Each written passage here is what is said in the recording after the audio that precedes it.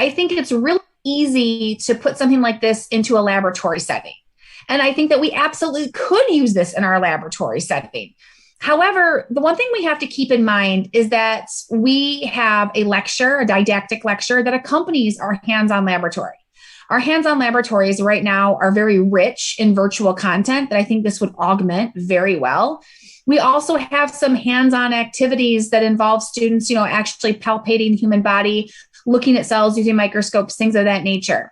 I think that using something like this in a laboratory setting would allow for post-classroom continuation of education, homework. I think it would help us in our distance learning in our online college. But I think more importantly, this is going to allow students to stay engaged in the actual didactic lecture component. I think it's very easy for a student to sit back and take all the material in and just want it to absorb organically, if you will. But today's student checks out pretty quick. There is a study that shows that students check out after between 20 and 40 minutes.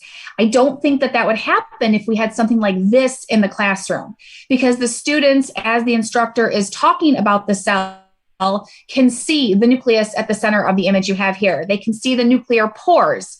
An instructor could talk about trafficking into and out of the nucleus. We could talk about, the endoplasmic reticulum. We could talk about all of the organelles. And as you see here, basically the image is being pulled apart. You're removing the organelles from the cell, and the instructor can single out specific organelles, isolating them from the actual cell. That's going to allow really deep conversation in each area. So the students are not just going to be lectured at with a PowerPoint, from a kind of a static standpoint. In this sense, the students are going to be able to be interactive, especially if they have this module in front of them. They can, use the tools that we've provided to pull apart the organelles while the instructor is discussing. Plus, the instructor also then has the option to pause and implement some of the other really kind of fun tools. Like you see here, this is a quiz. What's on the screen here? This is a mitochondria. So the students will have just talked about it. Now it's being isolated from the cell. And the students are going to have to understand what it is inside and outside of the biological media. There's one thing I've noticed since I've been teaching, and I've been teaching for about 11 years, that since the beginning of my foray in teaching, phones have become more and more and more prevalent. And in the very beginning, there were very strict rules. Put your phones away. We don't want any phones in the classroom. That's just not reality. You can't get a student to put their phone away. That's not how today works. So my take on it is, if we can't get them out of their hands, let's use them.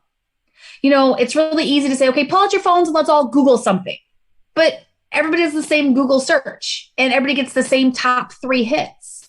Where now, if they have their phones and they have the app downloaded, or they have iPads or whatever other tablets they're using, they can be working in small groups, working individually. We really can allow the technology to stay in their hands and keep them captivated at the same time. Well, the one last comment I wanted to make was when I first started out in this journey and my first training session, I was nervous.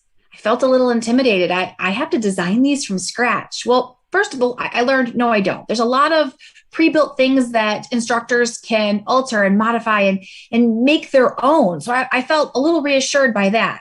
And then once I got involved, I thought, I think I want to do this myself. It's not hard at all. It's actually a lot easier. And then my mind just kind of raced and I was like, no, yes, of course I'll design, but I can put this right in the hands of the students. And I have always found in my 11 years of teaching that students learn better from each other than they do from any instructor. Something that they can explain to each other, they can say it in ways that they get. And I can explain something 3 or 4 different ways, but if they could start building these themselves, that would be great. And you know what? It's simple enough.